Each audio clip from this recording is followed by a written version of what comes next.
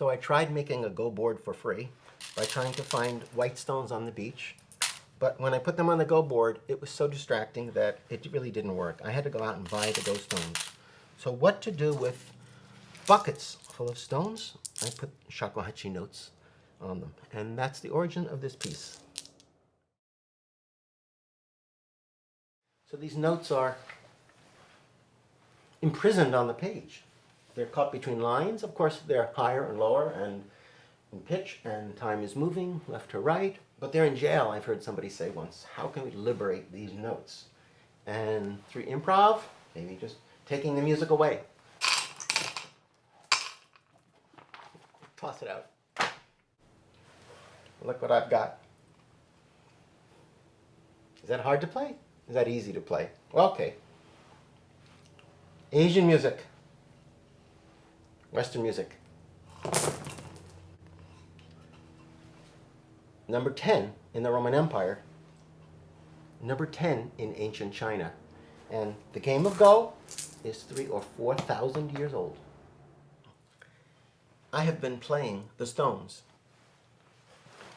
Not these stones. These are stones I found on the beach. And I've written notes on them. Here's a high octave symbol. Here's a repeat, an Atari symbol. There's a row. And on the back, there are more notes. This is a ray on the back. So this piece is called Go Stones. And I wrote it only after playing the shakuhachi for 3 years. It's not intended to be a difficult piece. And it was written in 1990. And so it's now 30 years later. So I thought I would commit it to a video. And it goes a little bit against the grain because I don't like this to be recorded. I think that every time it should be the accident of what's happening. Now, take a look at this board here. It's a breadboard. But you can use any piece of wood. You see, to play this piece, you're going to have to build your own score. And I use a piece of wood because it has a nice sound. And so I cast the stones 3 times. You hear the sound of the wood. You hear the sound of the stones rattling against each other. And you see the movement of your hands. And it's purely accidental. Now, you could just play on wood grain, but let's just make this a little easier. And I'll show you some ways to get started because this piece requires a little bit of interpretation. It's a little bit of improvisation just to have it make sense. Now I'll show you some easy ways that we can get these notes to align with the bars and make performing this a little simpler. Just a piece of cardboard I've scored, and when you lay it out, it's got troughs, and it's pretty easy to see. Of course, you know, the notes come out upside down, so you just have to play it the ordinary way we play the shakuhachi. Now, this doesn't count. It's not on the board. It makes a sound. Of course, I like the wood sound better. There's other things you can do. This is acoustic foam that I made. Remember, the sound of the stones against each other. And when you toss them, you have the same thing. So, this is how you can get started. Now, to help people understand how to play, how do you play a stone? Here's a high octave symbol and a low octave symbol on the other side. Of course, it combines with a ray. It'll tell you it's a high octave or a low octave ray as you come along. Also, the space between them. Let's say they were spread out. That may imply that you want to play a long period of time between them.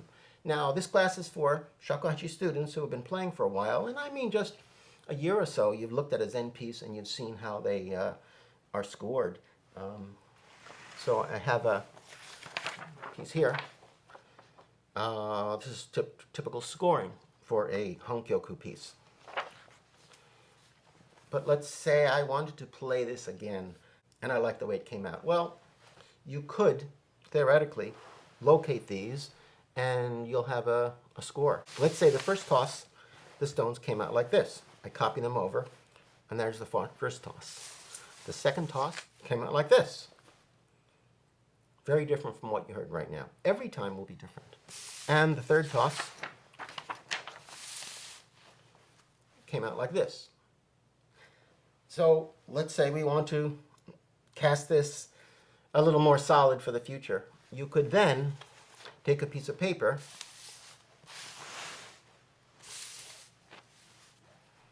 and copy it over. Now this cast was from August 26, 2000.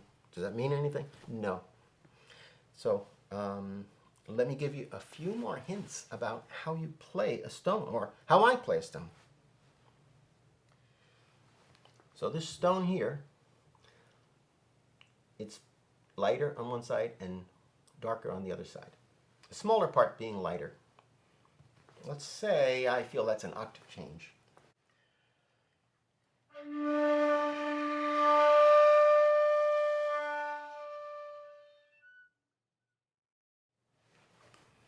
This, in volcanic rock, it's, well, here we go.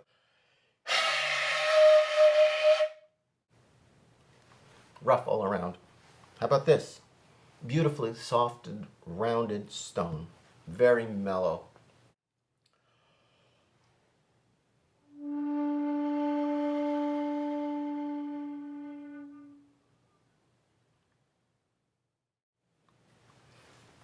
And this one, angular, powerful, weighty.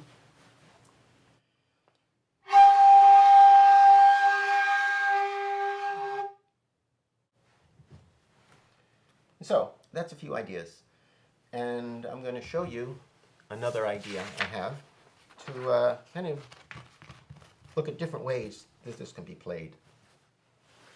So here are some clues. Small round stone with a little ray on it. It's softly, sweetly. Okay, a ray on a larger stone, nice and loud and full. A blank stone, maybe anything you want or anything you need compositionally to make this piece make sense. Now here's an Atari, the repeat, but let's say it was sideways. Well, that could be a Nyashi, which is the blend into the note. See, that gives you ideas on how to make this make musical sense, which is actually not that easy because it will sound kind of strange unless you make some sense out of the piece. So this orientation, it's vertical, so when this is aligned with other notes, maybe it means it swells into a full note and then diminishes after that. Here's the rougher sound, something like we just looked at. And this last one here, a very pure round tone. This is the one that kind of got me started with this piece. And now I'd like to invite you to look over my shoulder and see how I would interpret these stones.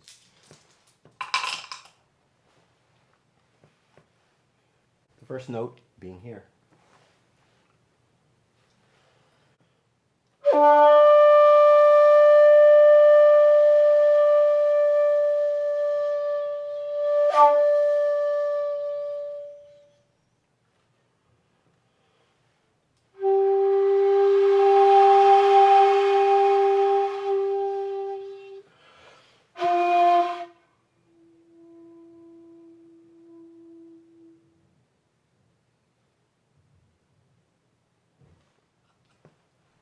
Haro, not too bold.